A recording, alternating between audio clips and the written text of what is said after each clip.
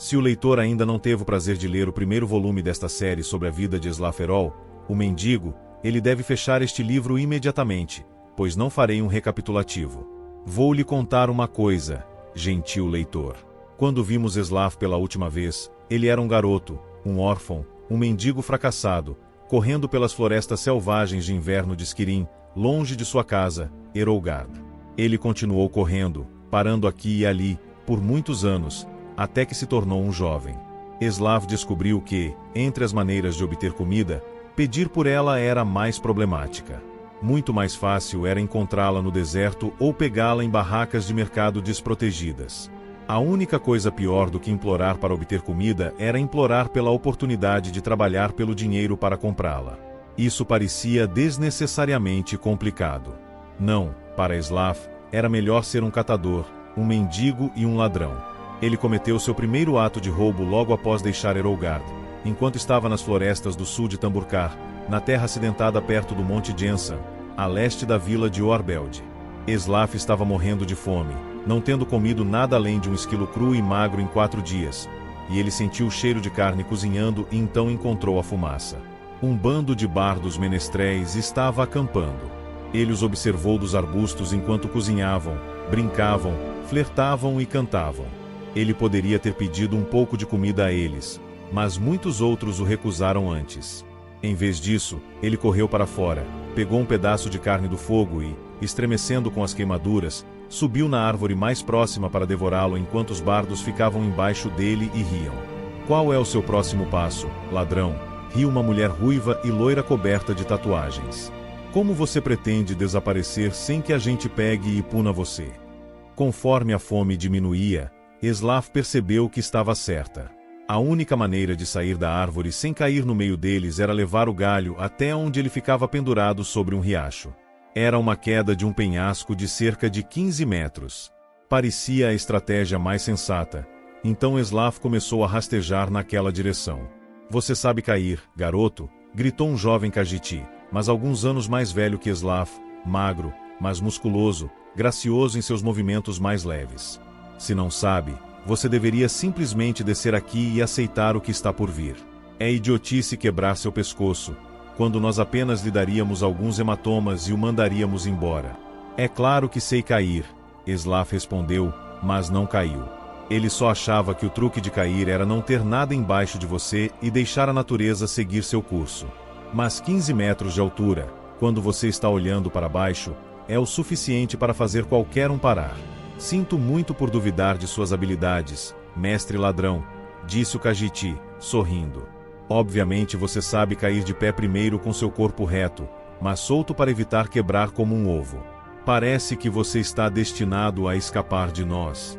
Eslaf sabiamente seguiu as dicas dos Khajiit e pulou no rio, caindo sem muita graça, mas sem se machucar.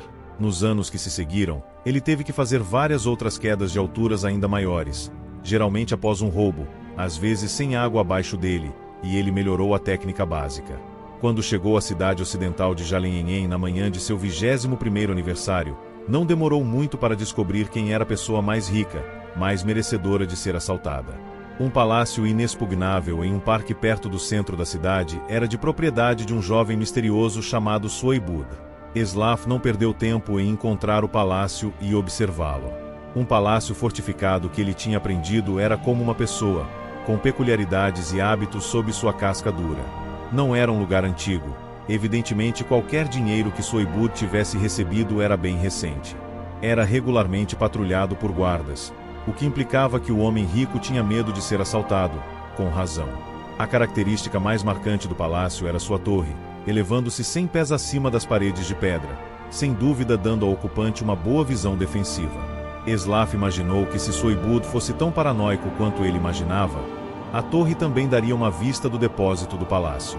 O homem rico iria querer ficar de olho em sua fortuna. Isso significava que o saque não poderia estar diretamente abaixo da torre, mas em algum lugar no pátio dentro das paredes.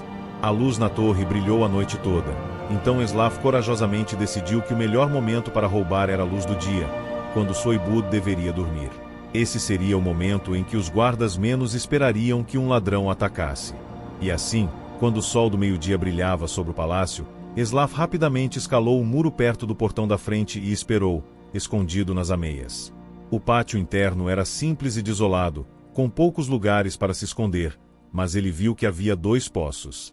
Um que os guardas usavam de vez em quando para tirar água e matar a sede, mas Eslaf notou que os guardas passavam pelo outro poço, nunca o usando. Ele esperou até que os guardas se distraíssem, só por um segundo, com a chegada de um mercador em uma carroça, carregando mercadorias para o palácio. Enquanto eles revistavam sua carroça, Eslaf saltou, elegantemente, os pés primeiro, da parede para dentro do poço. Não foi um pouso particularmente suave, pois, como Eslaf havia imaginado, o poço não estava cheio de água, mas de ouro. Ainda assim, ele sabia como rolar após uma queda, e não se machucou. No úmido depósito subterrâneo, ele encheu os bolsos com ouro e estava prestes a ir até a porta que ele supôs que levaria à torre quando notou uma gema do tamanho de uma maçã, que valia mais do que todo o ouro que restava. Eslaf encontrou espaço para ela nas calças.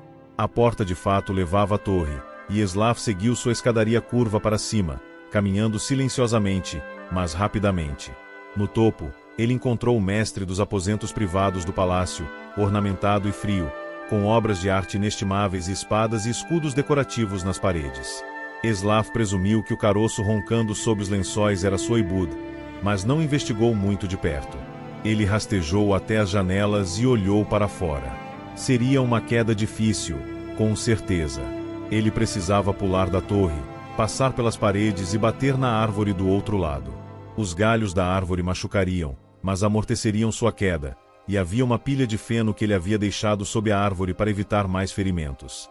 Eslaf estava prestes a pular quando o ocupante do quarto acordou assustado, gritando, "Minha joia!" Eslaf seque e olhou para ele por um segundo, com os olhos arregalados. Eles pareciam iguais. Não é de se surpreender, já que eram irmãos. A história de Eslaferol continua no livro Guerreiro.